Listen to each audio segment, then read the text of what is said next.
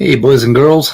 I don't think we're actually going to get any viewers because we're sort of doing a non-standard thing here, but I was interested in a video that I watched this morning that Saul Cordova did last night, and I thought there were some very mysterious things about the mind of the creationist. And then we were just talking about, did you watch the Pine Creek thing where do you know what I'm talking about? Where this Jill or somebody called in talking about the snake? I thought it was so weird because of something about a snake that lives around the earth, and we're gonna burn in its belly. Yeah. Okay. Yeah. That kind of casual conversation. So the snake has like indigestion permanently, and it's wrapped around the earth, and everybody. That's apparently his idea of hell. And he was saying some other really creepy, strange things. So who was that exactly? Was that Jill or was that? Oh, wait a minute. So I think let's see. He goes by. I think he goes by the name CJ. Which now CJ. Don't confuse him with the synagogue kid. He goes by the synagogue. That's CJ also, but that's not. That's CJ. Actually, I was going to say his last name, but I don't think that's. But anyway, that's not the same person. This guy is a different guy. And he actually visited this channel, I think, yesterday or the day before. He has a YouTube channel by the name of Why Non-Believers Are Idiots. Remember that was on here? In our comment, in our That's the name of his. Yeah, that's the guy. That's his channel. Oh my God. Yeah, when I saw that in our side chat, we were I was thinking that it could have been John with a sock account because it just kind of fit him.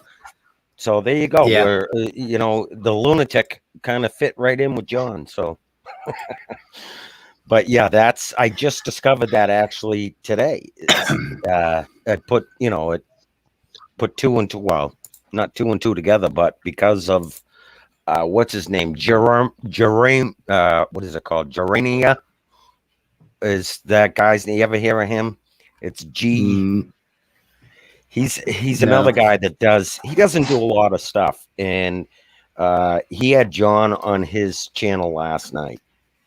John and Rage, really? Mad Axe and Rage won at it for several hours.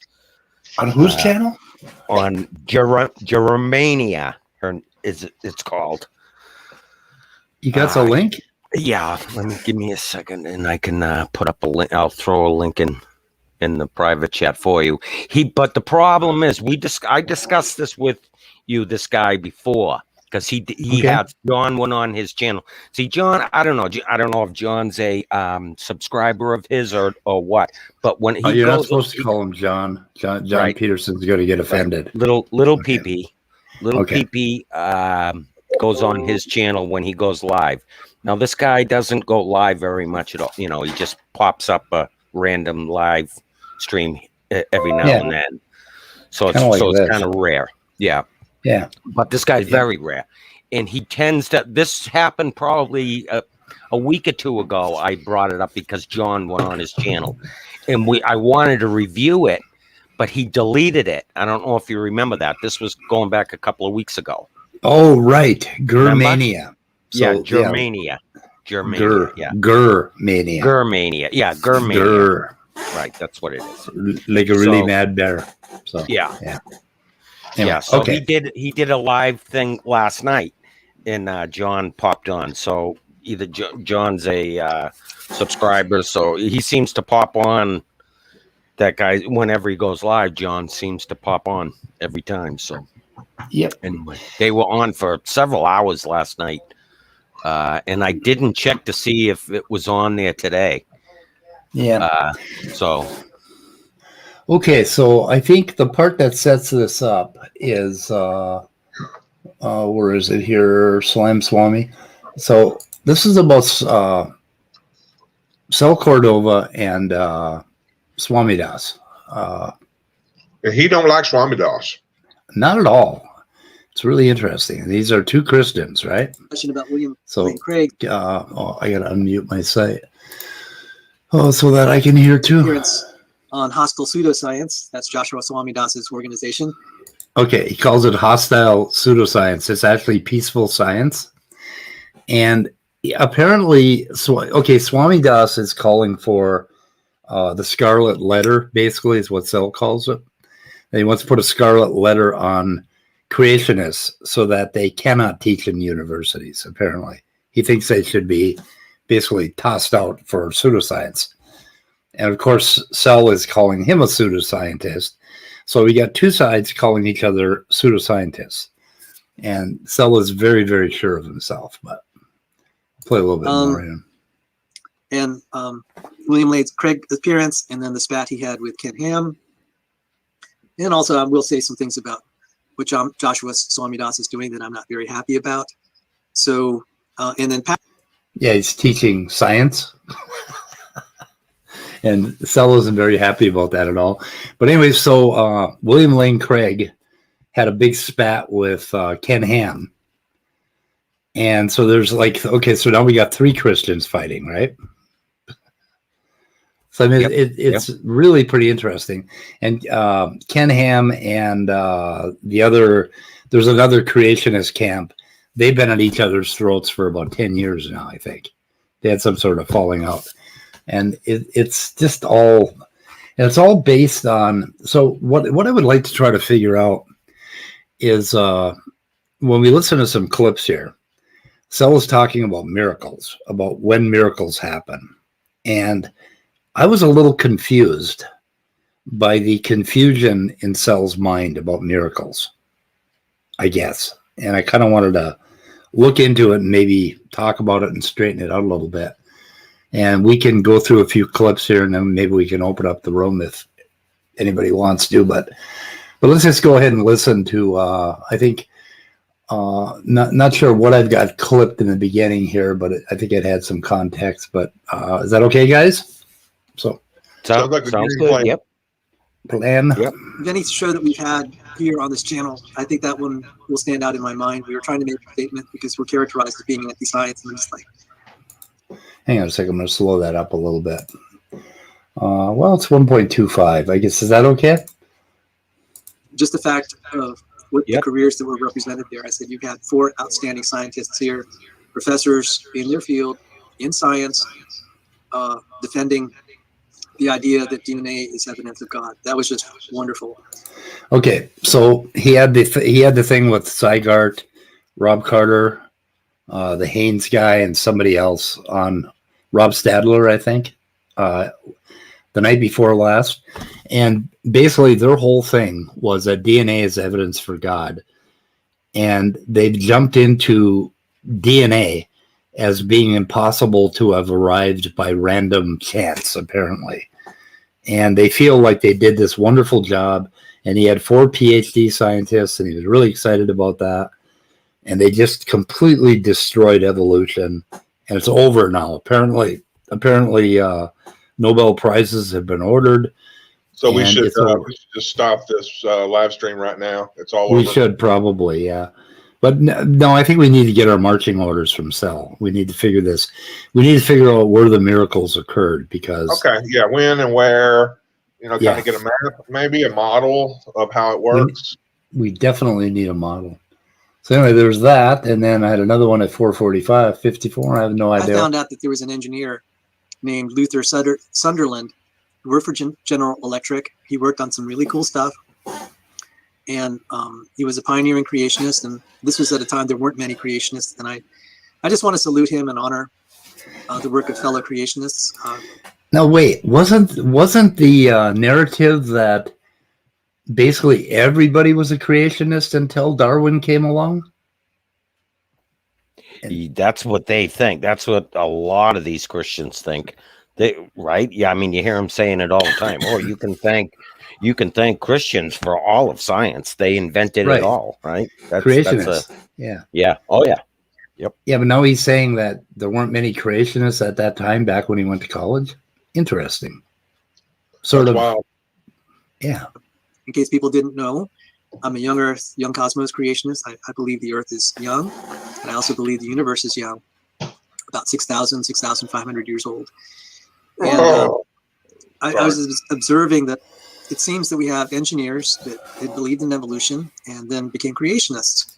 I personally don't know of any evolutionary biologists that ever switched. And I wonder why. I just found that interesting. I've known chemists that can change their minds and become creationists. I've known engineers, especially engineers, but evolutionary biologists are tough cookies. Yeah. So why would that be? And like I pointed out that I've noticed that biochemists and engineers are far more likely to slide over to creationism than are molecular biologists.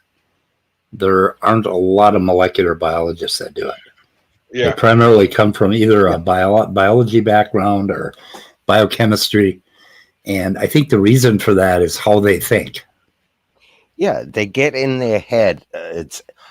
Everything is just so beautiful. Look at how beautiful this is. It's amazing. Look at the trees. Look at the pretty flowers. It could never have come out naturally. It has to be created by God, and that's exactly what it is. And then evolutionary biologists don't fall for that. Well, why is that? It's because, okay, number one, Cordova is not an evolutionary biologist. But in order to do what Cordova is trying to do, he has to become an evolutionary biologist. Now, in order to attack a field, you have to become an expert in that field. You have to know that field inside and out. And they stop at the surface level, right? Where they learn about the complexity of the biochemical reactions, or they'll pick DNA, or they'll pick eukaryotic cells, or they'll pick the diversity of life today. And they will learn all about the diversity, but they absolutely refuse to think about how it may have come to be. Hang on a second.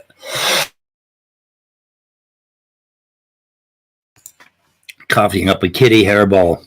Anyway, so, but the thing is that I think anybody who is going to attack evolutionary biologists has to be an evolutionary biologist. Otherwise, you don't know what the hell you're talking about. And I don't think any of the people that he had on his panel, maybe Sidegar was the closest to, a molecular biologist. But they're few and far between. And the reason for that is when you start looking into evolution and the mechanisms of evolution, it becomes more and more obvious that it did happen, that sort of thing. We shouldn't be honest. Most creationists bury the lead when it comes to religion. Yeah, but he's a tortured individual, and I think his torture comes out really well in this video last night. So yeah. Let's see, what do we got? So, okay, that's where he's a creationist at 5:34, and at 6:30, we'll just roll it through 6:30. Maybe there is Richard Sternberg, who kind of came halfway in between, and oh my goodness, in his images here. Oh, Dorkoff. So that's about all I have to say about General Electric, okay? Because I promised someone I'd talk about GE, and I wanted to follow through with my promise. We're going to cover William Lane Craig and on Joshua Swamidas's show, but I'm going to cover, let me look at the docket here. I'm just going to cover a little bit about William Mitchell Ramsey, archaeologist. He's a skeptic turned believer in the New Testament. Then I'm going to talk about why I will dispute theistic evolutionists, not based on Genesis, but the New Testament. And that's why I'm going to talk about the wedding at Cana. I'll mention, since just as a segue to the discussion about William Lane Craig's appearance on Hostile Pseudoscience. That's Joshua Swamidas's organization. And William Lane Craig's appearance, and then the spat he had with Ken Ham. And also, I will say some things about what Joshua Swamidas is doing that I'm not very happy about. So, and then Patrick is going to share some stuff, some of his thoughts and reflections. So I'm actually going to hand a lot of that off to him, the William Lane Craig discussion. Now, just to set things up, this channel does about 65% creation science and intelligence, saying Christianism also affirms that the intelligent designer is the Christian God, especially archaeology. And I like to share personal testimonies because that's also how I'm working through some of the copyright issues because there's some. Okay, so I'm not. So the next thing I've got bookmarked is way over at 20, and I'm not. Let's see, what do I got here? 2020. Pronouncing all those names. Oh, this is Patrick. I've had practice because I've listened to this passage. It just does something for my soul to hear it. Okay. So what does something for his soul is this thing right here. So he read this. And now this is about Jesus, the very first miracle that Jesus performed. And he turned water into wine or wine into water or some goddamn thing. I don't know. And then he read this this entire genealogy. And then he talks about how it does something for his soul. Just reading that genealogy. And it's like, because it's a phylogeny, but here's what he says. Pronouncing all those names. Thank you. I've had practice because I've listened to this passage. It just does something for my soul to hear it. You know, of any passages like this, we're talking facts. These are brute facts. These aren't just wishful thinking. Now, you like it because of the genealogy there? That's why, or? Yeah. And then also there are names that pop out, like. Okay, so this whole passage has like names in it, like Abraham, and it has Adam, and it has. Now they have this genealogy, and it was in Luke, and I'm wondering where it came from. This they have a genealogy between Adam, goes through Noah, and ends up at Christ, and they have to do a little bit of a hop because they can't look at who is Jesus's father. Yeah. Joseph. Okay. Joseph, so they can't go to Joseph. They can't go down the Joseph line because God is the one that knocked Eva or Mary up, right? Right. Yeah. Okay. So they have to do a hop over to Mary's father, and then they go all the way down the line and they get to Adam, which is really kind of fucking weird because they do that little hop through one female, right? And then screw the females from then on. We don't care about their genealogy at all. All we care about is all these male names all the way back. So who's this other nitwit here, Patrick? Who's this nitwit? He's actually, I had my doubts about him, but the whole time here, he's kind of trying to calm Sel down. And he says something later that I think actually made Sel second guess whether he should have had him on his show, which we'll get to a little more. But anyway, so I don't know. Let's see if I can figure out where. We'll run a couple of minutes because Sel is confused. Like he's talking about miracles, okay? And you accept that Jesus turned water into wine, and you accept the resurrection of Jesus, which is a miracle, and all the other miracles that Jesus did. But Sel doesn't want to accept this miraculous abiogenesis. Okay, what Swami Das believes, he is called a theistic evolutionist, which is different than an old earth creationist. Now, a theistic evolutionist believes that God created the universe like at the Big Bang, just so that everything worked out and we ended up, coming into being, right? Right, yep. And yeah, and I think, they accept the fact that, or they accept that there were miracles with Jesus, that miraculous intervention happened around the time of Jesus. But other than that, I don't think they accept any miracles. They don't believe in the flood. They don't believe in the old earth. They believe that was all metaphorical. that Genesis was metaphorical, but then when it comes to Jesus, there were things that they will accept, and some of them are agnostic about a lot of that. They're more interested in faith. Yeah, that would be my understanding also. Yep. Yeah. And then there is the old earth creationist who thinks that God backed up a big starship or dump truck and dumped a bunch of eukaryotes into the ocean, or he intervened all along, that, basically he, did the eukaryotic transition, then he did the multicellular, but he sort of tinkered all along. That's an old earth creationist. And then you got these batshit crazy young earth creationists who compress all of Earth's time 700,000 times into 6,000 years. So to get from 4.5 billion to 6,000 years, you have to pack 700,000 years into one. That's what they're trying to do. That's their job, right? Right. Yep. Yeah. I mean, I agree. I think once you get into the young Earth, then it becomes batshit crazy. I mean, if you're a theistic evolutionist, at least you're not, that's reasonable. I mean, you want to believe in God and believe in all the other things that, that's fine. But I mean, even I'm sure a lot of that some of that is harmful, depending on how far they go, right?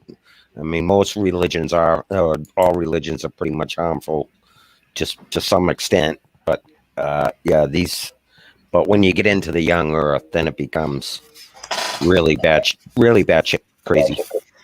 Yeah. Well, let's see what he says here for the next couple of minutes, and then it goes to, let's see, a lot more work at 23. I had a show where, one of the variety shows, where I talked about Nehemiah and Ezra. And I'll show this here. In Jesus' Pause it for a second. Sorry. Dannykins. Sure.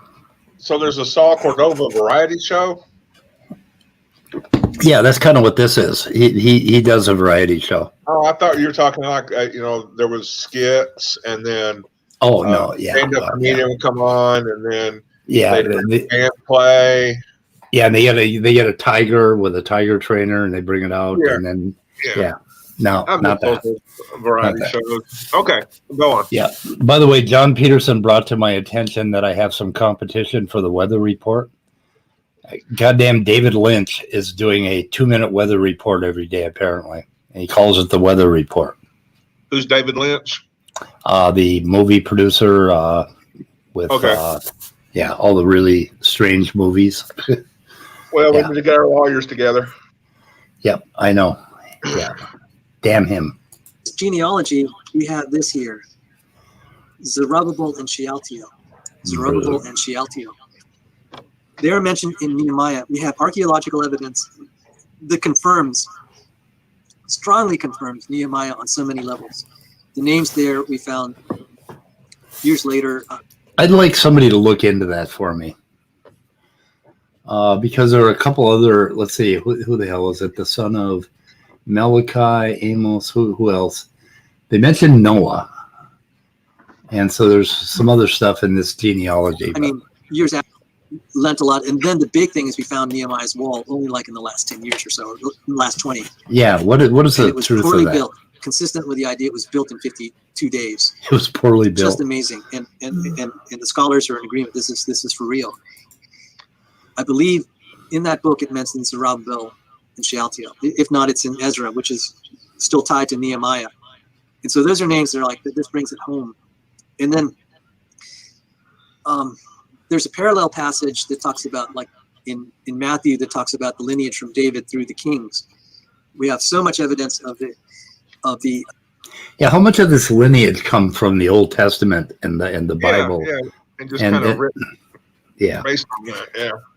Yeah, and they keep finding what they think is archaeological evidence of some of these things. But that would be another. Has he started quoting or talking about William Ramsey yet in this one? Because this is an archaeologist that died in like 1939. Yeah, yeah. And that was the age of, okay, we're gonna look for something that's talked about in the Bible here, and we're going to find something and Right. say, "Oh, we found it," So those were not the best of days for archaeology, and things have gotten a much more scientific and objective since then. But yeah, that's been kind of an issue in biblical archaeology, is that you tend to see what you want to see. But Yeah, no, most of the stuff that happened in the Bible that is considered historic was around Second Temple Judaism. So around that time. So yeah, they might have found it, but I don't know. I did a little digging, but I couldn't find anything that wasn't published in fundamentalist kind of websites and things. right. Now, keep in mind that this is a guy who completely denies phylogenetics and all the statistical evidence that we find in the genome. And yet he insists that the genome is our best evidence for creationism, but he denies any of the statistical hierarchical relationships. Yet he finds this passage enough to bring him to tears. This where he earlier in this video, I skipped over it because I don't want to torture anybody. He reads this whole goddamn thing. and that passage really stirs him, that there was this lineage or whatever. And then they start talking about the wine, I think, later on or something. I would hate to tell him that there are a whole bunch of begats in the Old Testament. Maybe oh, God, with excitement. Yeah, he might read those next if we tell him about it. That would be horrible. Man. Yeah, so let's see, 22. Okay, we're almost at the next part where he mentions a lot more work. The Davidic line of kings. Now, this is through the non-royal lineage here, but it does end up in David. And it mentions Abraham. There's research on the Abraham modal haplotype. So not only are we looking for Y chromosomal Adam, there's interest in here he goes. Abraham's DNA. So this is powerful. We're not, I'm a little more cautious than my fellow creationists to endorse everything that creationists say. Oh yeah, sure I think some of the work needs a lot more work, and part of that is just getting better gene sequences, because we're not quite there yet. Actually, didn't we just recently get the entire human genome sequence mapped out, including all the satellite DNA? I think. Familiar subject. Yeah. Yep. So now he's got it. So now, but he's going to deny any phylogenetic statistical evidence of common ancestry. But he's going to start looking for Abrahamic haplotypes. What? Yeah, that whole mention of Abraham, I'm not sure what he's talking about. Well, here's the problem with that. We're talking about male lineage, right? Going all the way back to I suppose, yeah, they can look at Y. Okay, they can look at Y chromosome. So that's what they're going to have to look at. The hell with them, Yeah. Jungle Jargon's got that all mapped out already. Yeah, he's got that all mapped out. Yeah, he's been going on and on about that. I haven't seen him around in quite a while, but yeah, he was going on and on about that he's got it all mapped out. Wiener Schnitzel. Anyway. So okay. He mentions Y chromosome Adam, right? And then talks about Abraham. But Y chromosomal Adam is just the earliest common ancestor of people living today or whatever, which isn't the same as the first Homo sapiens ever, right? Isn't that what that phrase means? Am I being stupid? Yeah. Y chromosomal Adam would be the one that just happened to be kind of at the root of the coalescence, basically. If you map out how populations, particularly small populations, end up exchanging that information, you will frequently find that there's like a gene that comes from one individual and ends up in the entire population. It sort of drifts into it. And that's what they're doing. And with coalescence, Y chromosomal Adam comes out like 80,000 years earlier than mitochondrial Eve, according to the statistics that they did. But I think it's funny that he then wants to relate it to another biblical character of Abraham. Yeah, so I don't know what they have in mind for that. Jensen is working on a bunch of crap with that. It'd be interesting to listen to Jensen and figure out where Jungle Jargon is getting his information. But anyway, so let's see, at 23, okay, we got something at 24. Oh yeah, this is funny. So that's really all I had to say about William Ramsey. Do you have any thoughts while I look up the next Bible passage? Well, I think it's pretty interesting that that over time and as archaeology, as they dig up, more ruins and things of that nature, God is giving us little tidbits here and there to, buttress our faith, right? He's not just leaving us hanging out, blowing out in the wind. It's just pretty awesome.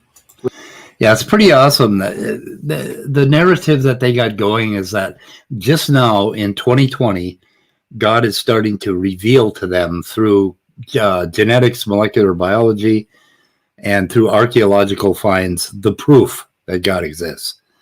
So they're looking to the future. So they're hoping to find all this strong archaeological evidence to bolster their faith. Now, I'm not sure. I suppose if we go forward a little bit, there's some more on it.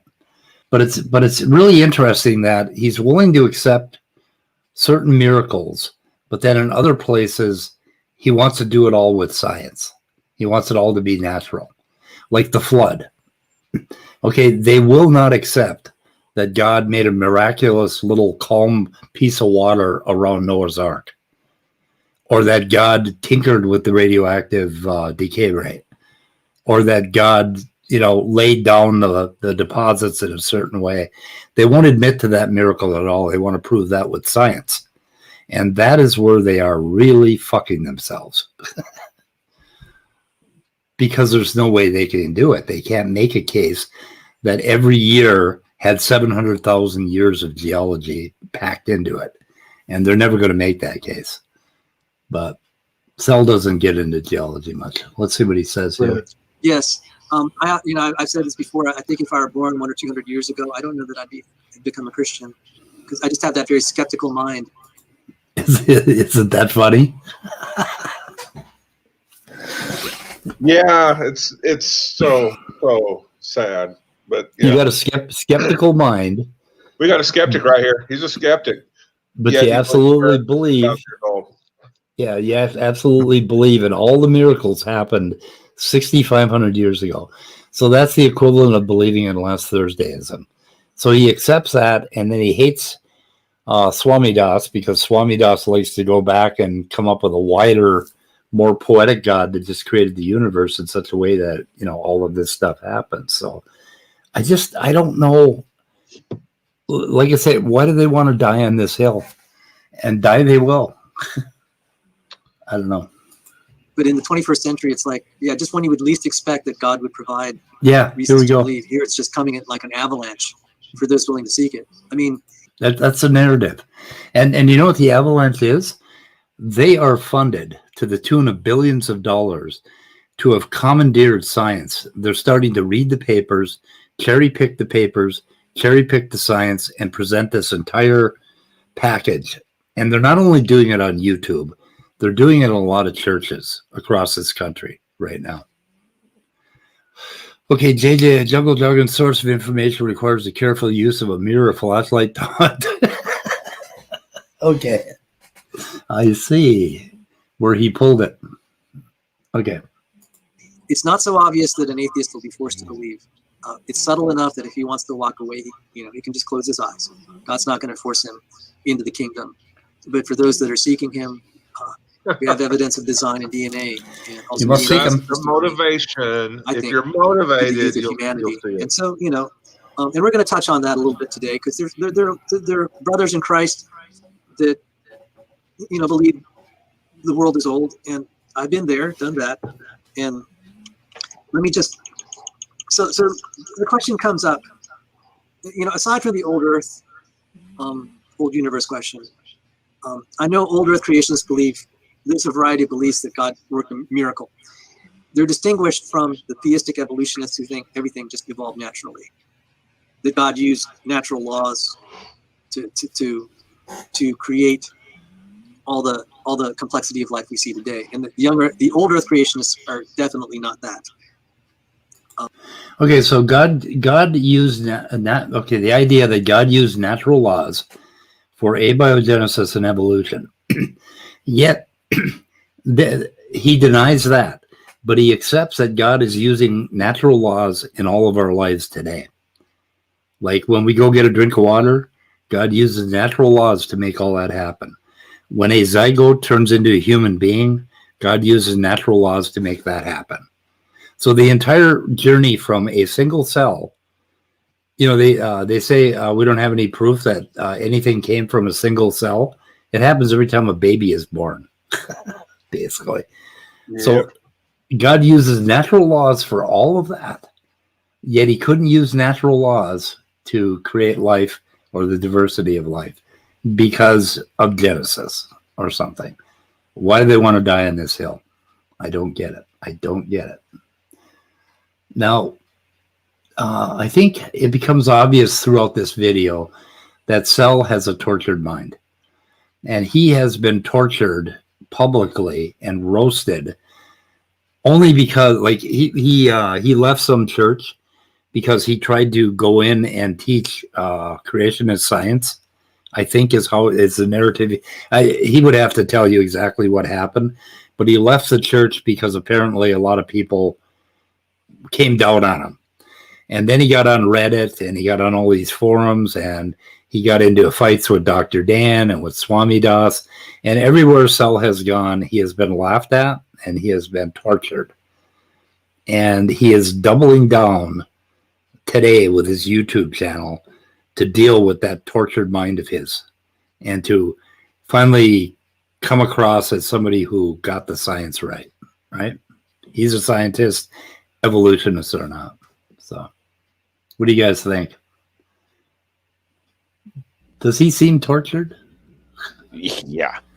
Well, He's I wonder if the ridicule was perceived like somebody did a negative review of some opposing view and he felt bad because of it or felt the dissonance. I'm thinking, like, when you say tortured, I think he just feels a dissonance of stuff he hears and reads, and not necessarily just from things actual people actually say to him. So, but they've been after him ever since he started that organization in college, that creationist group. And then he went public. He's been doing this public thing for the last 30 years, and he has been getting slammed everywhere. And that's where they started calling him Slimy Cell, and like he had a really bad reputation. And it's just like, I think he's tortured. I don't know. Well, we have a calming influence, a restraining influence here in Dr. Dan. He's mellowed out a lot since his Reddit days of 2 to 4 years ago. Yeah, has he mellowed out, Dr. Dan, or is this part of a new show? That's my question. Ooh, maybe we need to have a debate between you and Dr. Dan on. I think so, on the credibility. Yeah, that would Cell be great. mellow Cell.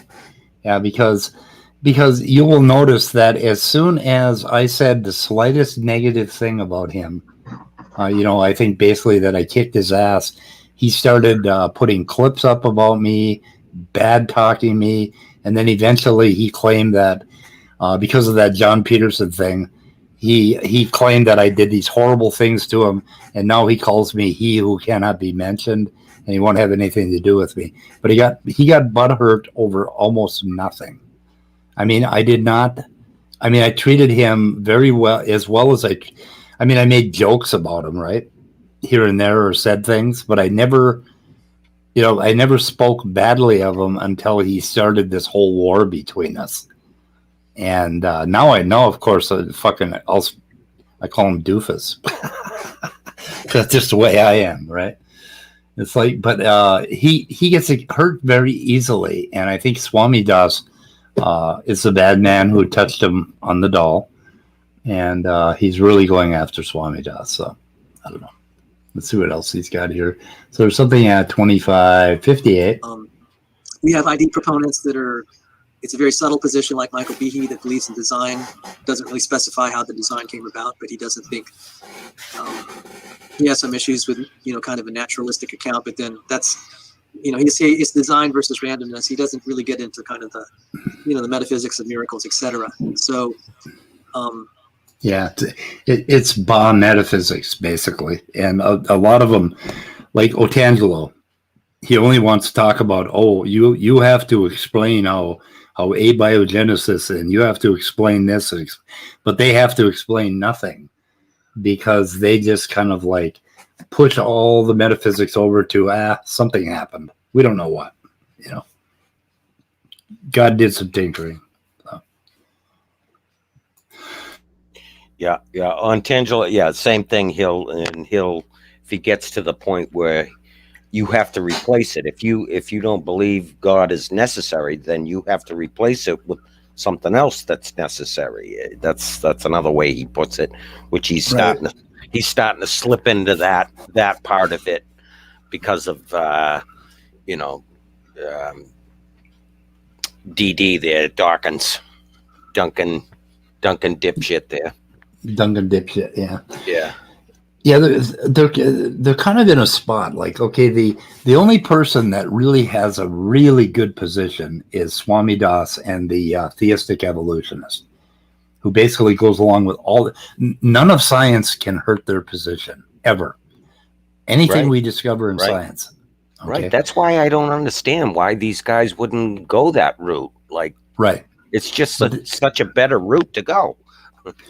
Yeah. But then when you have the old Earth creationists, the old Earth creationist has the problem of, we will ask them, where exactly did God tinker, right? And Cell thinks their position is weaker and harder to prove. And then the young Earth creationist says, well, all the magic happened 6,500 years ago. It happened again when the flood, happened. Just a little bit of magic, just enough to crack the Earth open like an egg. But no more magic than that. No, that was it. God did nothing more than crack the Earth open like an egg, and then he walked away and let everything else naturally proceed. And then the next piece of magic was when Jesus popped up and popped out of the grave, zombie Jesus. So that, and Jesus did his miracles, and of course, they believe miracles are happening everywhere, that there's healings and prayers and stuff like that, but So I don't know. The young Earth creationists slid all the magic into that one moment or 1 week of creation.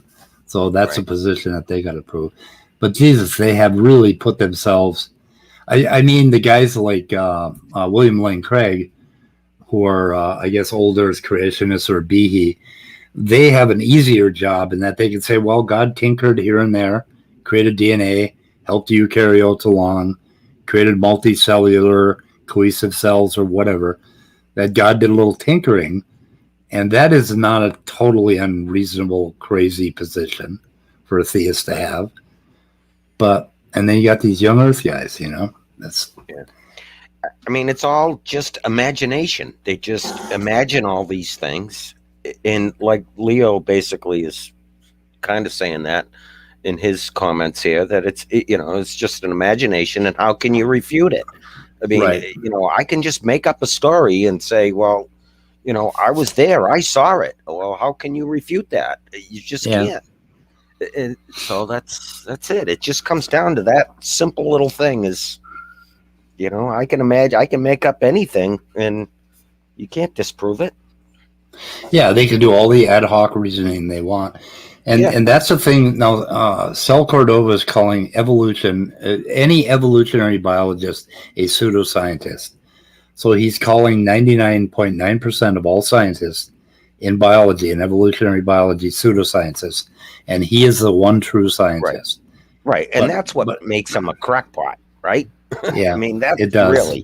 It really does. Or more specifically, James Tour is the one true scientist. Oh yeah. Yeah. Sal just kind of licks his feet. Yeah. They mentioned Tour later on here. So 26, 22, we start with the wedding.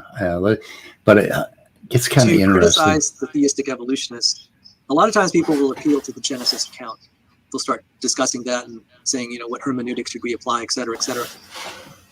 For those who profess to be Christians and are theistic evolutionists, I'm going to confront them with passages like this, the wedding at Cana.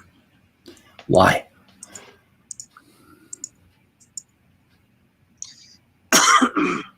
Excuse me. On the third day, there was a wedding at Cana in Galilee, and the mother of Jesus was there. Jesus also was invited to the wedding with his disciples. When the wine ran out, the mother of Jesus said to him, "They have no wine." And Jesus said to her, "Woman, what does this have to do with me? My hour has not yet come." His mother said to Wait, did he call his mother woman? I missed that. I don't. Yes, and Did he? even on the cross in the Gospel of John, he called her woman. If I called my mother a woman, she would have knocked me across the room. Different, Woman. different times. I guess so. the servants, "Do whatever he tells you." Now there were 6 stone water jars there for the Jewish rites of purification, each holding 20 or 30 gallons. Jesus said to the servants, "Fill the jars with water," and they filled them up to the brim. And he said to them, Now draw some out and take it to the master of the feast." So they took it. When the master of the feast tasted the water, now become wine, and did not know where it came from, though the servants who had drawn the water knew, the master of the feast called the bridegroom and said to him, "Everyone serves the good wine first, and when people have drunk freely, then the poor wine. But you have kept the good wine until now." This, the first of his signs, Jesus did at Cana in Galilee, and manifested his glory, and his disciples believed him. Okay, that was the first miracle of Jesus. And I think is that in Luke? It's in the Can't Gospel of John. John. Okay. So this is interesting that he performed this miracle to avoid the embarrassment of running out of wine. That was worthy of a miracle of God, right? Whereas cancer patients, fuck them. I just thought that was a little strange. But anyway, so Sel makes hay. So I'm with going to this. challenge a theistic evolutionist. Here we go. How do you read this? I'd really be curious. It's like, how does Joshua Swami Das read this? How does Rob Rowe or Inspiring Philosophy or any of these people that I've been told are theistic evolutionists, how do they read this? Do they think that the water turning to wine was through a natural process, or some sort of miraculous act that converted the water into wine? And I'd really like to confront them and say, what do you think? And if they say, oh, that's definitely a miracle, I said, so how would you classify it? Would you classify it like a miracle of special creation? I'd be curious to hear what they have to say. But it's like, okay, so you're willing to admit a miracle can create new forms, you can transform matter this way. You're fine with that. So if I give you evidence like James Tour's talk, and then the talk we had with our power panel on Wednesday night with the 4 PhD chemists and biomedical engineers, and then me, the dumb kid on the block. If I give you evidence that life, even just DNA itself, didn't look like it'd be the product of a natural process, are you going to be willing to accept it's a miracle, or are you going to? Okay, so this is the crux of the whole video. This is the part I wanted to talk about. So he's basically saying that Swami Das is being inconsistent because he would accept the miracle of Jesus creating wine, right? Or Jesus rising from the dead, but he won't accept a miracle of creation, like all of creation at once. So Sel kind of has a point here, but Yep. Hey, but this is the hill we're willing to die on. yeah. Atheist Junior doesn't have a wrench. Yeah, apparently he doesn't have a wrench. And it's No, he making him does. mad. He's got a wrench. Yeah, he does have a wrench. He does have a wrench. Okay. Quit your fucking complaining. God, we got shit to do here. You're one of the mods, man. You have the status and the honor of being a mod on the Answers in Atheism. Yeah, and he's complaining like we dissed him or whatever. Yeah. Monkey for Banana is complaining he doesn't have one. Yeah. Well, he's new. He just came about. Well, So no, Monkey gets a wrench. I thought I gave him a wrench a long time. Monkey has a wrench. Everybody has a wrench on his rename you Banana for Wrench. banana for wrench. Yeah. Yeah. So this is the hill that they want to die on. So okay. So Sell is saying that he's being inconsistent, but yet Sell is being inconsistent when it comes to all of geology, all of cosmology, all of physics, radioactivity, radiometric dating, all of biology, everything we find in evolutionary biology, he just dismisses with his probability evidence. And that's all he came up with the other day for I'll bet DNA. he's on the wrong side of pineapple on pizza too. Oh, I bet he likes pineapple on his pizza. Yep. That is the wrong side. Yeah. So, and it's sort of like they're arguing over which miracles happened, and I just don't think they need to. I mean, enough to, but okay, if they discount all of, like, suppose that Sal became an old Earth, a theistic evolutionist tomorrow, right? What would he do on his channel? Yeah, that's a good right. Exactly. What would he do? What would he do with his life? Yep. Yeah. I love when I watch his. Anytime I've ever watched Sal's, I get a kick out of his body language, basically, or it's just little nuances like when he's going through his charts, his different charts and different graphs that he does, and he says, "Oh, look at this and look at this. This is impossible for this to happen and that to happen," and he'll make these little subtle, rolls of his eyes or gesture, any different types of gestures. It's just like you can just see it in him, like, oh, this is just so amazing. It's impossible. I get a kick out of that. Yep. Very sensitive young man he is. Yeah, so we'll go through these kind of rapidly, I think. Let's see, we got one. Mentions James James really Stewart. called Joshua Swamidas's silliness on the RNA world and some of his other views, really, frankly. And you could tell. James Stewart doesn't know what the hell he's talking about. We can just discount that. But anyway, this James Stewart thing he's like their new Jesus. He may actually be the second coming. He looks mad enough.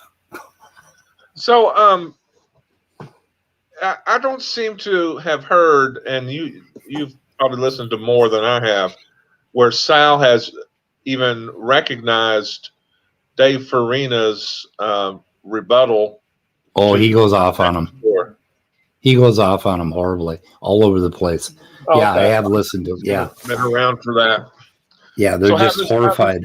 How does he approach it? James Farina was all wrong. He got one paper wrong, I think, or something, as Low PP mentioned, which I don't think he quite got wrong. If you read, if you look at the entire paper. But anyway, they just discount everything else he said as being ridiculous. And on his panel he had the other night with the 4 PhDs, they were going on about the improbability of ribose hooking up just right, with the 3,5, and just shit like that. They just keep poking holes in the idea of DNA popping up. Now, they always pick a point. Like they'll pick the eukaryotic, the first eukaryote, right? Or the development of DNA, or the very, very beginning of abiogenesis. And then they'll switch from that to denying all of it, from abiogenesis all the way up into common descent, right? All the way up into evolution. And they slide all over the place. And I wish they would pick a battle. You mean it's like a fog bank of imprecision? Yeah. And denial? Yeah, and you can't pin them down. As soon as you start answering their question about the eukaryotic, first eukaryote, they will switch back to abiogenesis. And, and it's just ridiculous. And the development of DNA is not anywhere near as problematic as it's like they don't have a coherent model or theory to with which to refute abiogenesis or evolution? Well, what all of this is about is the fog of intuition. Like if you turn on the news and you hear that there's a mass shooting, and then you turn on the news 20 minutes later and you hear that there's a carjacking in your neighborhood, and then you turn on the news at 6 o'clock that night and you hear there's another murder, right? All of a sudden, these three little spots of light, these three little points of light, have coalesced into an intuitive feel that, holy shit, I'm scared, what's going on, right? Because that's the way our minds work. Yeah. You get these little tiny pieces of data. And what they do in order to maintain their ridiculous belief in a 6,000-year-old Earth, they have to keep these little points of light, like lots of them, and they're juggling them all the time in their mind. And if you try to draw them down on any one piece of it, Cell Cordova will fold completely on that piece, and he'll move on to another piece. Standing for Truth will not allow you to just pick on one thing. He'll gallop all over the fucking place because they can't. They can't afford to. They can't afford to look in detail, and that's the Tortugan thing that R.J. Downer talks about, where they absolutely refuse to look into they refuse to think about the things that would counter their idea, you know. Mm-hmm. And Cell Cordova for cosmology, his big thing is now there are some people pushing back on dark matter and the Big Bang. And as soon as he heard that, he was just absolutely like in heaven. It's like, oh my God, you know, this is proof of creation, right? Because he heard this. Now. Yeah, it's just crazy. Anyway, we got something. And to me, I think a lot of this is patently obvious. It's just that our sinful nature, for whatever reason, just tries to reject it, and that includes when we look at our environment and try to reconcile science, you know, evolution, creation. You know, I just hope that people can, you know, learn how to critically think and. Are his eyes glowing blue? It looks like it. Yeah. Anyway, he's kind of scary. Yeah. But anyway, our simple nature makes us reject. He said all of evolution, actually. Man's simple nature. Maybe that is the problem. Okay, so let's see. We have, here we go. Darwinian evolution isn't really good science, neither is abiogenesis. That's the issue. Is it? That's what he thinks. Evolution is not good science. He's just going to dismiss it all. All the evolutionary biologists, for some reason, they don't believe in young Earth creationism. We'll just dismiss them, you know? Their simple nature, apparently. I don't know. I'm saying it's easier to defend ID than young creationism, where ID doesn't necessarily, you know, talk about 6,500 years. Many times they'll assume the accepted age of the Earth by the mainstream. And the reason it's easy is you could take accepted laws of physics, accepted laws of statistics, accepted laws of chemistry, and you can argue that abiogenesis wasn't a natural event.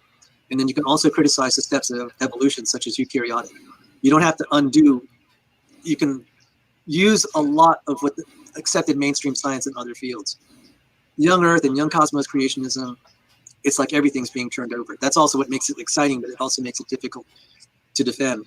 And having gone through a physics program and just like, you know, this is a totally different situation where we're looking at major laws of physics like electromagnetism, one of the 5 pillars of physics, what I call the 5 pillars, and then general relativity. Those are just two huge areas. And then, you know, 6,500 years is a lot to compress. Yeah. The other thing is with abiogenesis and special, you know, with the idea of a miracle creating it, we invoke a supernatural act. With things like Noah's flood and distant starlight, we're actually trying to look for naturalistic mechanisms, most of us anyway, to explain the mechanics of Noah's flood. We're not necessarily appealing to miracles as much as we would to the origin of life for Noah's flood. And then distant starlight, we're using a lot of physics. We're looking for naturalistic explanations. So the irony is ID makes it easy to appeal to the supernatural. The young Earth creationists are actually looking for naturalistic explanations, and that's just makes it very difficult. And so, yeah. So isn't that interesting? They're looking for naturalistic explanations, yet they accept this massive miracle or Yeah. massive miracles at different times. So So why? I'm sorry. Go ahead. Well, So I why- mean, if they believe that he believes that a blind girl was cured by an astronaut because he prayed for her, right? Uh-huh. Yet he wants naturalistic explanations for all of the evolution stuff and the flood stuff. Why? So they have magic astronauts who heal blind people? Yeah. Cordova tells a story about one of the astronauts. I forget who the hell he was. Claims he prayed for a girl who was blind and she could suddenly see, or something like that. And I can't. I've googled this story, and I think it was mentioned in an interview or his book, but there's no evidence behind it at all, and you can't even find the person that they're talking about. So I don't know. Interesting. Yeah. Now, how does But, Sal feel about Jason Lyle? Because isn't Jason Lyle talking about how starlight from distant stars to here is instantaneous coming this way, but then it will take. Oh yeah, that's what he. I think he believes in all that. Yeah. Yeah. So he wants to, basically they want to find new physics that, proves them right. It proves the Earth was just all that starlight was either I don't know what the fuck they think about starlight, but anyway, whatever they can find. But he wants to do it with science, right? So he's a scientist and nobody else is, and he's looking into this. And this goes on and on. And then let's see, I don't know. They talk about losing our grip on gender at some point, which is just more of their pushback on gender things. And then they attack Ken Ham. He does attack Ken Ham. Yeah, there's some major attackers there. I want to note real quick, we have some very interesting comments today, and very relevant comments from our side chat. I just want to commend everybody for contributing to this stream. Yes. So should we open it up, or should we go? Let's open it up. Yeah. Open sesame. Yeah. Put a link out there. Pasting a link out there right now. Yeah. Anybody who wants to come on in. Oh, hang on a second here. There's right here. Listen to this. A good point here about, I think a lot of people, especially in academia, they have a tendency you might get hung up on the creationism evolution, especially if you're a scientist or in the sciences. And, I guess my point here is don't get so hung up on, creationism and things like that you completely, kiss Jesus goodbye. You know what I mean? Try to maintain, a good relationship. So this is kind of where Sal's guest wasn't exactly agreeing with him, because Sal was getting business with Joshua Swamidas. And this guy is saying, don't get hung up on this stuff. Don't stop fighting Christians. So this guy, a couple of different times in this broadcast, he tried to bring it down a little bit. He tried to, bring the peace back into the community, and it was kind of interesting. So, is he young Earth?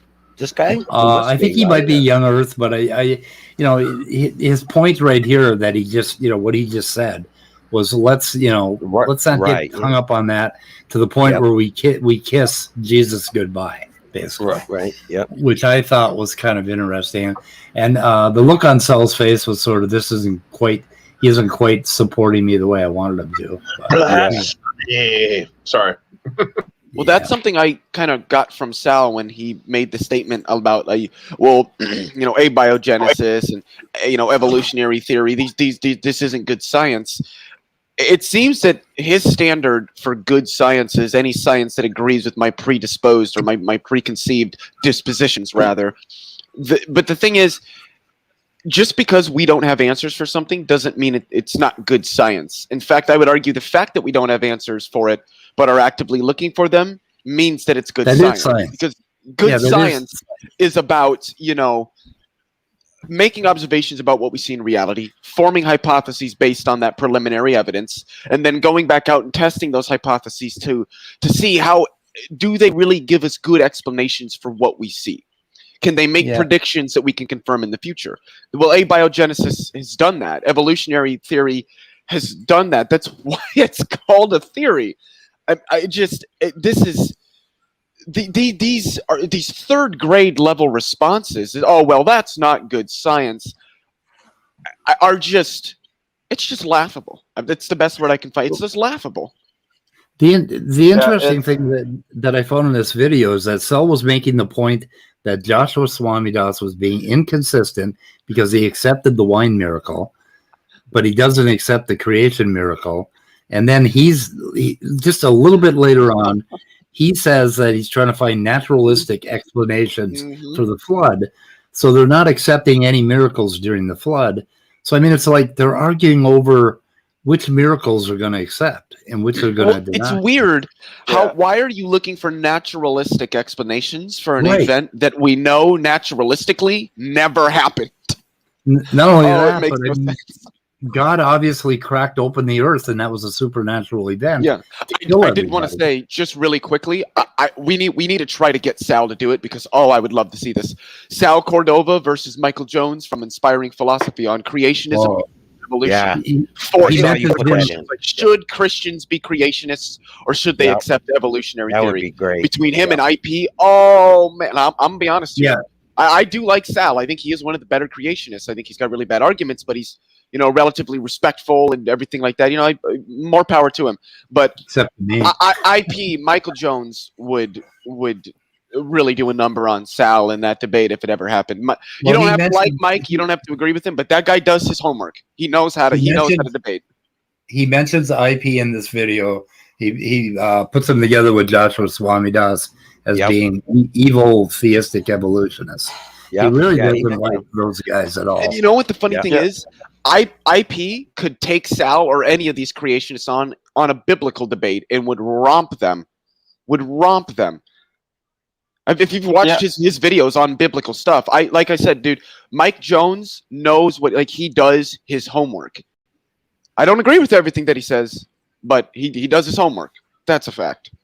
Yeah, I would like to see more Christians debating these young Earth creationists. It seems like every time there's a YouTube debate, it's an atheist versus a creationist, and then they can run to the thing of, you just believe in evolution because you don't want to believe in God. Whereas I think if you get some Christians who actually know the science, that would eliminate that line of argumentation. And I think Christians should be motivated to try to speak out against this young Earth creationist, because it makes all of them look stupid. When you compare, people think of a Christian, if they think of a young Earth creationist, it's like I wouldn't want to be associated with that if I was a Christian. Exactly. I actually, IP did do a debate with Kent Hovind, I believe. Did he have a debate with Nephilim Free too? I can't remember, but I'm pretty certain he had a debate with Kent Hovind on evolution versus creationism. And the thing when this is why I like IP, when he debates the evolution versus creationism, because he doesn't just bring the science into it, he brings the Bible into it and shows how honestly creationism really actually isn't biblical. It's really not. Right. Yeah. Neff has some weird ideas about theology that I remember very one of his live streams he was talking about he had a very different view of the Trinity, and everybody in everybody in the live chat started calling him a heretic. Yep. I know he's gotten in some hot water with some of these YouTube creationists for his views on. I mean, he is technically a Trinitarian. Wait, is he a Trinitarian or is he a modalist? I can't remember. I'd have to watch. I don't know what the hell he is. When I was a Catholic, I was a modalist. I didn't believe that there were three separate persons coextensive with one another. I believed that there was one person which expressed itself in three different forms, which is what modalism is. There is one God who expresses himself in three separate modes, hence the term modalism. That might have been the track he was taking. That makes sense. The thing is, any way of explaining the Trinity that actually makes sense is an official heresy. Exactly. It's like they want it to not make sense. Yeah. And that's where, when I was a Catholic and would get, I grew up a Catholic, so I had people telling me that I wasn't even a Christian to begin with. And I'm just like, oh my God, please don't say stuff like that. I mean, and this is how you know when people argue, oh, well, Catholics aren't really Christians. These people know absolutely nothing about the history of Christianity. Right. Nothing. I never argued that Catholics weren't Christians, but I was definitely very anti-Catholic as a Christian. I definitely thought they had it wrong. Yeah, a lot of the evangelicals are anti-Catholic, anti-Mormon, all that stuff. When I was growing up, a lot of the Baptists would say that the Catholic Church was the Antichrist. That never made sense to me, but you know what's funny? They say that, but the Catholic Church is technically the only church in Christianity that has the capability of doing exorcisms. Like other denominations you don't really see them do like actual exorcising of demons. It's only the Catholic Church that really does that. But how are they like pro Satan and Antichrist when they're the only ones who can do exorcisms? Wait a minute, Leo. What do you mean by actually doing exorcisms? Like, well, in the sense, obviously, exorcisms don't actually occur, but as I remember it, the Catholic Church, I think this is a better way of wording it. I think the Catholic Church is the only Christian denomination that has a formal set of, like, a formal process for engaging in the process of exorcism. Baptism, Presbyterianism, Lutheranism, like none of those have a formal process for. And many times, if you go to if you claim that there's like a demon in your house and you want your house, whatever. Baptists, Lutherans, Presbyterians, they'll send you to the Catholic Church to do that. They don't do that. So how is the Catholic Church not Christian, and how are they the Antichrist when they're the only ones that can actually drive demons out? I mean, there are a lot of ones that do exorcism type, like they may not have the official process like that, but like the Pentecostals and different ones like do actually believe that they are driving demons out. With the cup of water and you slap it on the top of the head and all that weird stuff that I looked at it. And I was like, what? The Catholics have all the good bling that has to do with exorcism. They got the collars, they got the black outfits, and of course the power of Christ compels. Yeah. Well, exactly. The Protestant position is that none of that is necessary. All you need is to call on the power of Jesus. All that other stuff is just window dressing. Yeah. They also have their own book about demons and casting out demons and things like that. That's a very interesting YouTube video I saw about that. Demonology. Is that a biblical? No. It's extra biblical stuff. It was written by a priest or somebody. The I can't even remember the Latin name for it, but it is definitely not what you call from your scriptural traditions or biblical traditions. I did want to say just really quickly, when I was a Catholic, I was actually really, really interested in demonology. I read quite a bit of work, at least that you can find out there by the Warrens, like Ed and Lorraine Warren, because Ed was the only non-ordained priest that the Catholic Church let perform exorcisms. The only one in history as far as we know, which is really, really cool. But demonology and this is obviously demons and the concept of demons and what have you within obviously a Christian framework. But I did, even now, I find that concept in like the whole concept of how evil and good are viewed within the realm of Christianity and how they manifest in reality. It actually is kind of interesting. The interesting thing about demons is that it was primarily used to understand mental illness. And that's how we treated the mentally ill, right? And now if you look on Praise's channel and the other ones, even Cell and SFT, they're all talking about demons, but now they're talking about atheists as demons, and other Christians who don't believe who don't have the same take on the Trinity as them, and so it's demons. But that was demons all the way down, right? A lot of demons were also originally, the pagan gods and things. Yeah, I think demons originally started like something within pagan. I don't know. They were either just pagan gods, or they might have been something something akin to like a sprite, where demons weren't, at least as I understand it in sort of a more paganistic way, demons weren't evil. They were more like mischievous. Maybe would trick you a little bit, but they weren't like malicious in the way that demons are like malicious and inherently evil in Christianity. They were just kind of, mischievous, like think imps almost. Most What animistic people- religions kind of have a mix of, some are evil, some are neutral, some are just tricksters, some are good. So what keeps them from, like, if they have an autistic or an unruly child or a child with some sort of learning disability, what keeps them from applying that demon idea to them? You're talking like in the modern world? Yeah. And see, that's a really good question. And we all know the implication of that question. And I think we all know the answer. And I think it's a very good implication to bring forward. To consider, if they're still crazy about demons and everything, every time a person does something that displeases them, they're willing to call it a demon, rather than what it is. A lot of charismatic churches will talk about the demon of a head cold or the demon of depression, or literally they think that a particular demon has been sent to oppress an individual, so that they need to have that demon cast out in order to get rid of their depression or how about the allergy demon, like when you sneeze, or the COVID demon? Yeah, I was just about to say COVID. Apparently, that's a demon now. Yeah. And then there's some who will claim that trans people are possessed by a demon of the opposite gender or something.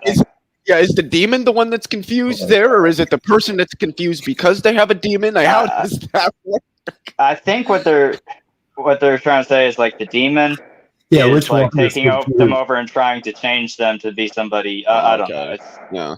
I was once told I was possessed by a demon, and I was like, it's funny. I know you haven't ever looked into demonology like I have, because demons, at least within the Christian framework, demons traditionally wouldn't possess non-believers because there wouldn't be a gain out of it. They can't turn that person away from God. They can't use that person to harm God, because in their eyes, God is something that's not real to begin with. A demon would look at possessing an atheist as a complete waste of their time. I just figured out why sometimes Danny comes in and he's really mean, and he comes in hot. It's because the demon is taking over Danny. Hey, Leo, what's up? Do you or anybody know why when Jesus cast the demon called Legion out, why it had to go into a herd of pigs? That seems like a specific. Is that a thing where if you cast the demon out, it has to go into something else? Or? Well, no, the demons requested to go into the pigs. Okay. Yes. But I don't know why. Because pigs are considered unclean, so they would have associated that with, like, a demon would prefer, an unclean, an impure thing to go into, so it's not like harmed by the purity and the gracefulness of something good. But pigs aren't actually unclean. In fact, they're some of the cleanest mammals that we have, that we know of. Well, see, the fact that they had to go into something like the demon would request to go into the pigs makes it seem like if they didn't go into the pigs, like what would happen to them? Like it's almost like saying like the demon couldn't exist outside of a body. Well, I think the idea is that they would wander the desert or whatever until they could find another host. So I don't know how it works, but you do have stories about demons of the desert, wandering around looking to take advantage of people, and that kind of demonology has been around. It was around in the Assyrian and Babylonian religions. So, right. But those probably were like way back before then. Goddesses and magic creatures that were created. Too bad we can't get Josh Bowen on here to talk about that. Yeah. Anyway. Yeah. Yeah, it's something I would like to look into more. It's pretty interesting. And then there's the demon Lilith, which I find is very interesting. The first woman was literally demonized for not wanting to be, or she was the first feminist, and she was literally demonized for it, basically. Yeah, and that name Lilith in different forms is one of those names that is present in all sorts of ancient Near Eastern religions, of like the Syrians, the Babylonians. I don't know if Sumerians, but it goes back quite a bit. That's what's kind of interesting is to see exactly how much the Old Testament is a product of its ancient Near Eastern roots. Mm-hmm. Yeah. Yes. Well, you had a mixing of, the Indo-European cultures coming in, like I think the Assyrians were the Indo-European, and then you had also, then the Semitic ones, like the Egyptians and the Canaanites and the Arabs and things. You know what you ought to do, Speed? You ought to see if you can get a hold of Josh and ask him if he'd be willing to come on and talk about, science in the Old Testament or science in the Bible or something like that, and see if he has any information on how these ancient cultures would have viewed science, what science was to them compared to today. Would creationism, if they had the knowledge that we did today, would creationism be popular with them? Something like that. I think that would probably be, at least to some degree, up his alley, and I think it would also be, still associated with what you do on this channel. I bet he would if he has time. Mhm. Josh who? Josh who? Josh Bowen. Dr. Oh Joe, yeah. I would Yeah, love that. everybody's after him. That would be Yeah, well, good. he's very good at what he does. Yeah. I think All right. the flat Earth creationists are the most biblically accurate ones. I think if you're gonna go, if you're gonna go as far as young Earth, why not go all the way to flat Earth? I got a question. Where do you get the transition from the Old Testament to the New Testament, and like who uses what? Like more the fundamentalists are more with the Old Testament, right? And then more progressive are go with the New Testament, or I think the Old Testament, I think, is what would be considered God's old covenant or old law, and then when he incarnated in the person of Jesus, he brought with him the new covenant that is then expressed in the New Testament. So the New Testament is pretty much just building off of the Old Testament and saying, yeah, that was the way it used to be, but God came to us and presented us with a new covenant, and that is the New Testament. Of course, I don't really know all of the technicalities about that. That would, again, be something for Dr. Josh. I mean, I think it probably varies from culture to culture, denomination to denomination and person to person, how much weight they put on the Old Testament. Right. That's what I was trying to figure out. Like, is there like kind of a way to? Like, I would think that the Seventh-day Adventists emphasize the Old Testament a lot because they're really into the ancient food laws of the Old Testament and things Levitical like that. laws and things like that. Yeah, the dietary. Oh man, Leviticus is so fucking bad. Holy shit, it's bad. Yeah, that was a harsh one. People talk about Sharia law, and I'm just like, go look at Levitical law. There's some things in it that are worse, and then there's some things in it that aren't as bad, but both are just, you can tell these are just products of the time, the culture that existed at the time. Well, and if you talk to most Jewish scholars, they'll say that the Levitical law was never meant to apply to Gentiles anyway. Right. Gentiles are only bound by the 7 Noahide laws. Yep. But then you have either Christians will say, well, Jesus made everybody Jews or something like that, or then you have these crazy ones like the Black Hebrew Israelites or various white supremacist groups who say that that their particular ethnic group is actually secretly the Jews, despite all genetic evidence saying otherwise. Yeah, because Jesus is not even mentioned in the Old Testament, right? That's all New Testament, right? Well, yeah, there were references to a Messiah, I think, in the Old Testament, but obviously nobody knew who the Messiah was going to be. And that's one of the reasons why you still have Jewish people and then you have Christians, is because the Jews do not believe that Jesus really was the Messiah. He was not what a Messiah was supposed to be. And this is part of the reason why I think that, Jesus mythicism doesn't really work, because if these people were going to invent a Messiah, they wouldn't have invented a Messiah like this. There'd be no reason for that, because they would have known that as large portion of Jewish people wouldn't have really accepted that conceptualization of a Messiah, because it is quite distinct from what the Jews would have considered a Messiah to be. So why would they have invented somebody to be the Messiah that seems dissimilar from what the Messiah was thought to be at the time? That doesn't seem to make sense. Now, that's not to say Jesus could do magic and all this stuff, but I think that there's a strong amount of both biblical and extra biblical evidence that there was a person who was relatively well known in this area at this time, who was then crucified and was martyred by his remaining followers, and that eventually grew over the course of a couple centuries into the religion that we see today. Right. So, what is considered the Hebrew Bible? What's the first five, the Torah, the first 5 books of the Old Testament? Genesis. I'm probably not going to get these in the right order. Genesis, Exodus, Deuteronomy. I think is Job in there. I think Leviticus. No. Job. No. Exodus, Job's Leviticus, not in there. Numbers, Deuteronomy. What was that again, Scott? Genesis, Exodus, Leviticus, Numbers, Deuteronomy. That's There the you go. Pentateuch. Numbers. Thank you. Yeah. The Torah. And then you have the Tanakh. Yeah, you have And Enoch, you have the minor and Pentateuch. major prophets. no, the Pentateuch isn't. The Pentateuch is just the Greek version of it. Oh, okay. My bad. Torah. I gotcha. Oh, we have Lena here. She's an expert. She says Finally, nope. Yeah, no, I got that wrong. I don't know why I was thinking Job. Job is actually the oldest book in the Bible. Not oldest chronologically in terms of the story, but oldest in terms of when it was confirmed to be written. Interesting. Good to see you, Lena. Haven't seen you in quite a while. That probably explains why the devil is sort of depicted more as like a divine prosecutor than anything else in that story. Yeah. The idea of Satan as Lucifer didn't come about until Christianity. Yeah.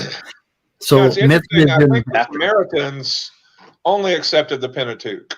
The ones that lived, north of Jerusalem, and that area used to be the land of the 10 tribes of Israel. No, I don't think the Samaritans used the Pentateuch. I think they had their own Hebrew Torah. Yeah, okay. Well, it was a much more limited number of books than the Old Testament.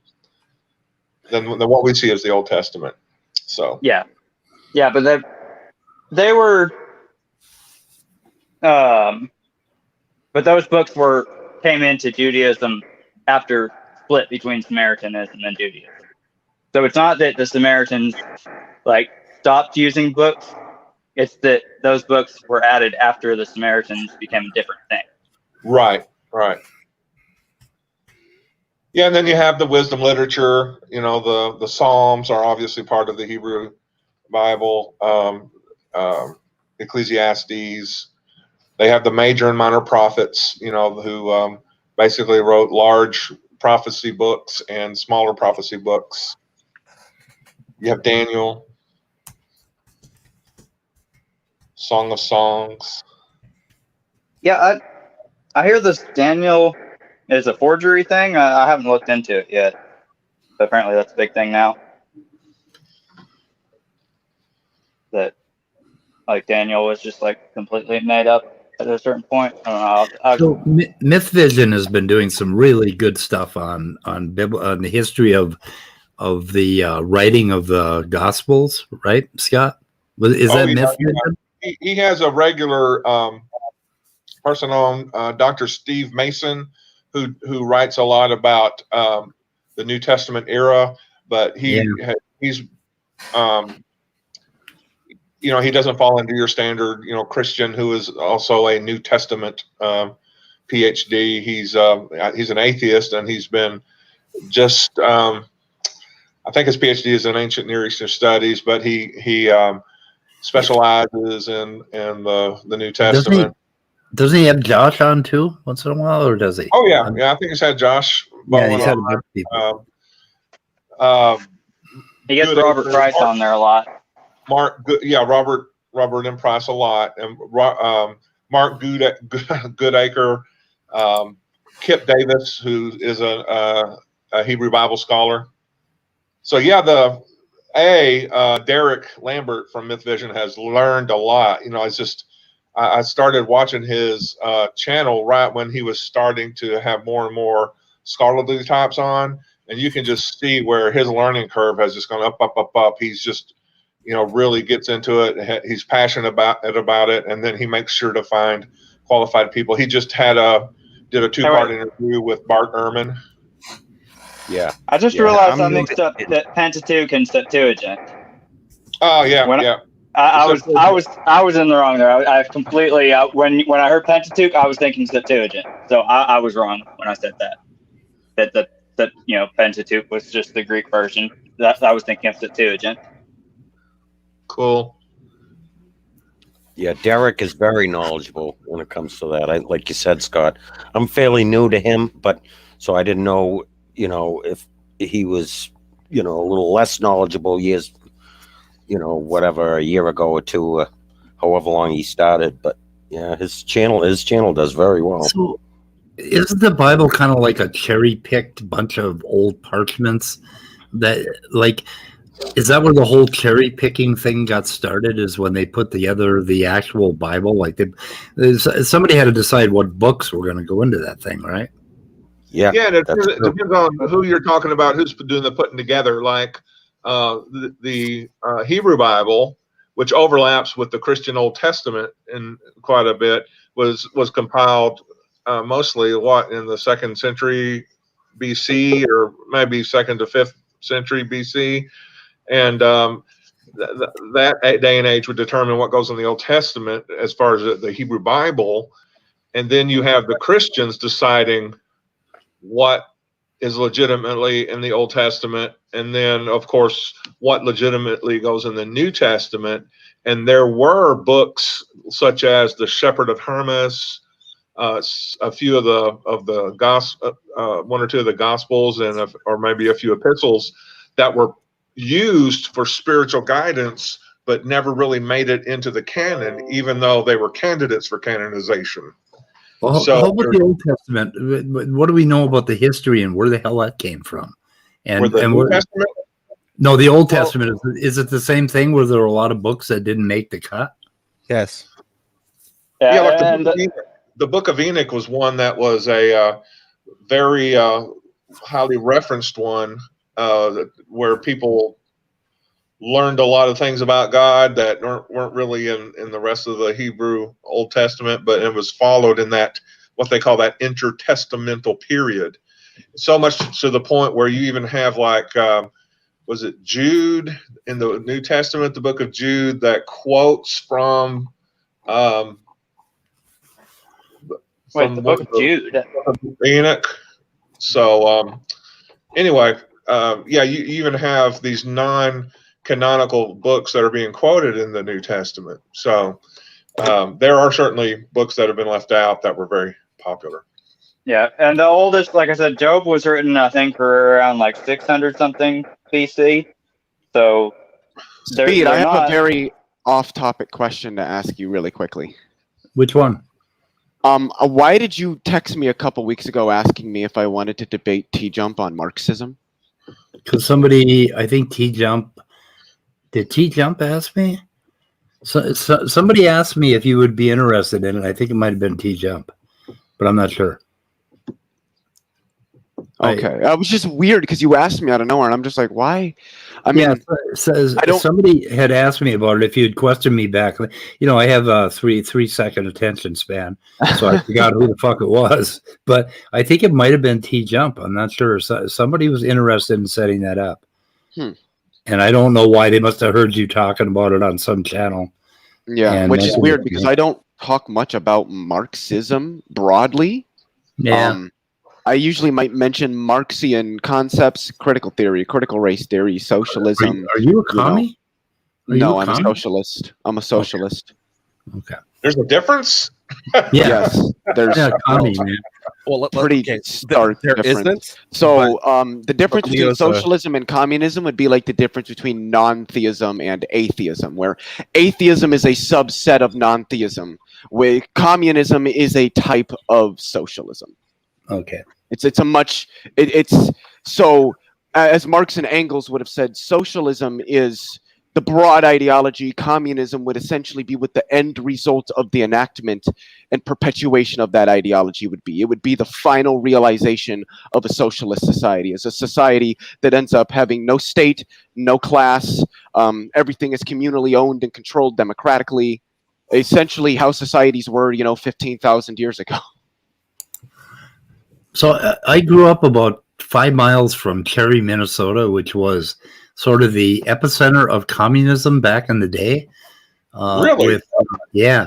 And they actually flew the Russian flag in the schoolyard and everything. Wow. And the president of the American Communist Party lived there. And like I tore down this old house that belonged to these Finnish people.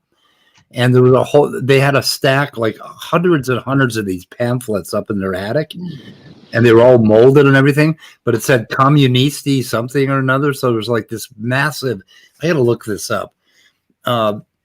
This famous guy lived in Cary, Minnesota, and he was like the head of the commies. And it was like in northern Minnesota up in the Arrowhead. Let me look it up, see if I can find the information on it. It was really odd.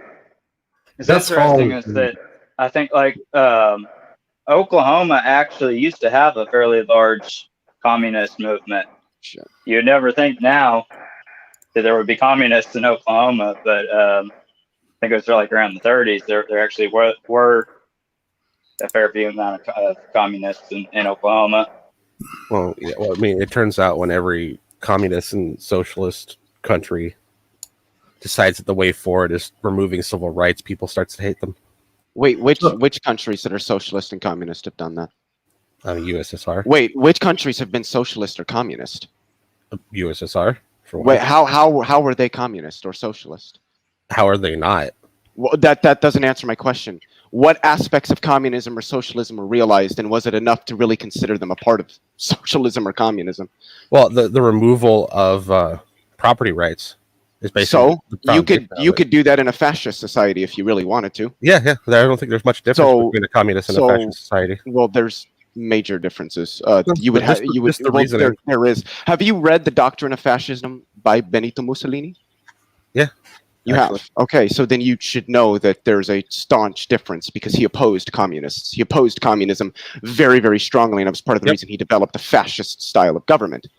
One in which there is a state. It's a very strong state, and it's strongly regiment society, which is almost the antithesis of what communism seeks. How could they be the same? It's the antithesis of the goal.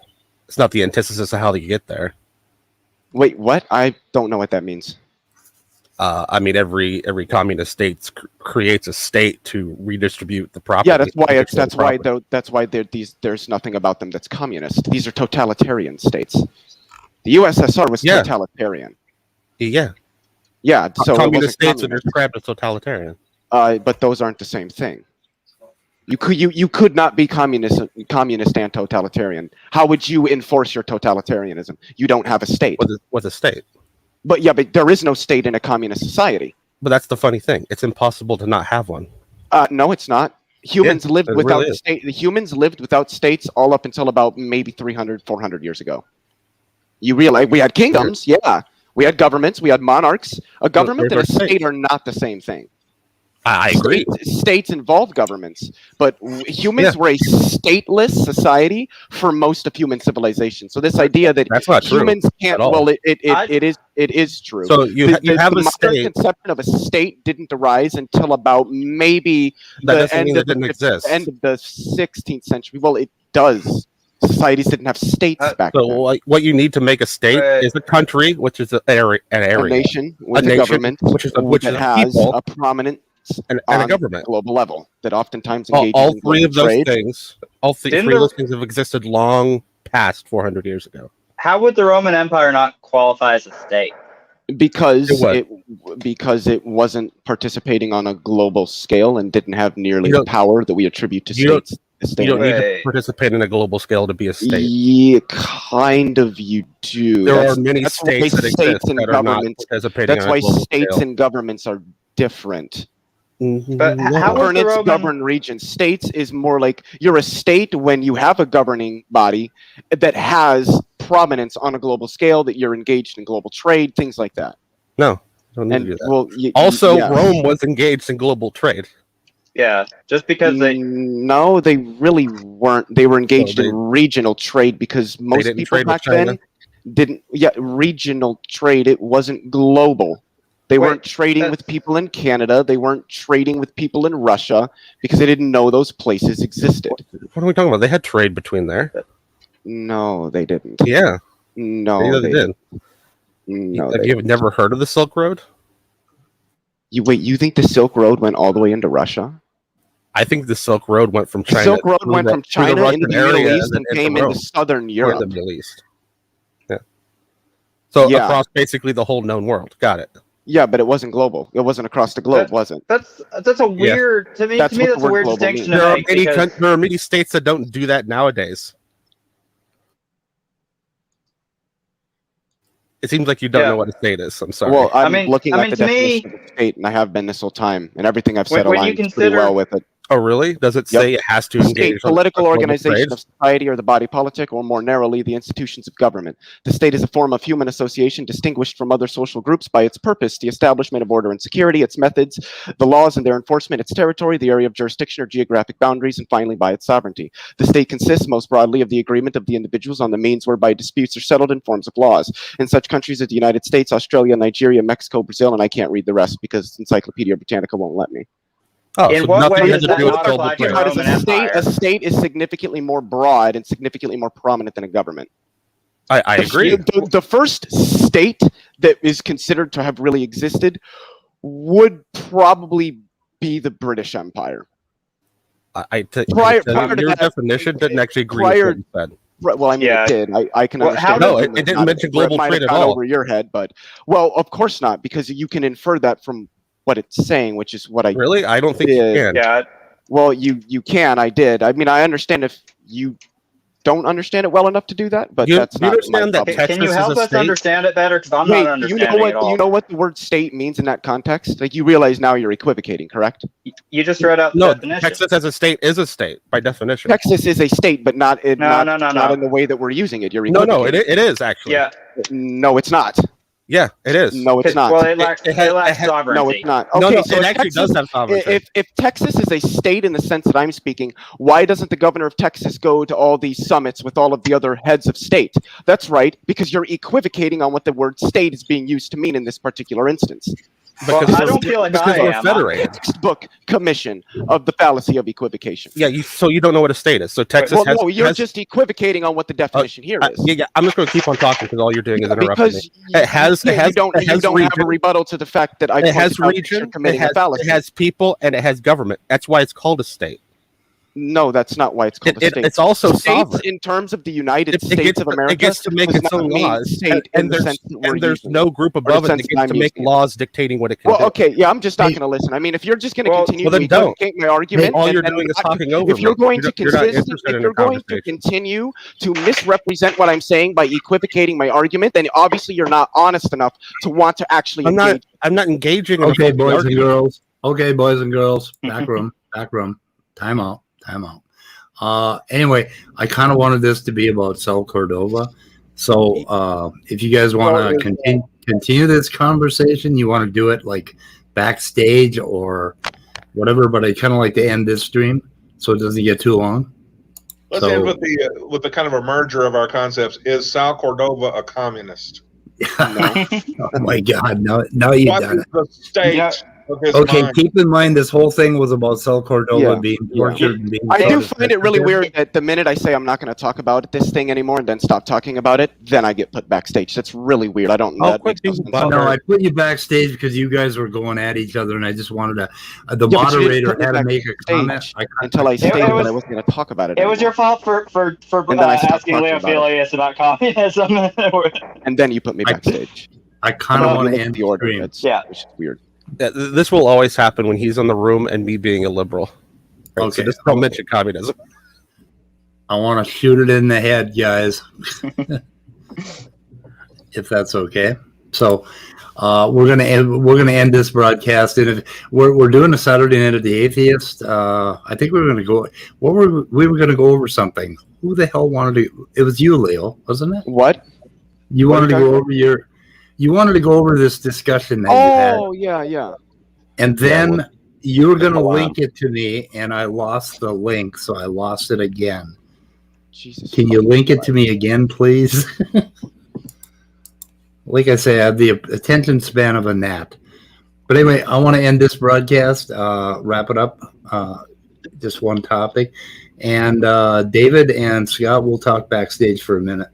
Sure. Yeah, I also put the link in for that Germania's thing in the private chat. Okay. That's in there. That was that John was on there for several hours, him and Rage. But he tends to delete stuff, so I don't know how long that'll be working. Okay, I'm gonna try to. I'm gonna try to get to it. Okay, guys, we're ending the broadcast.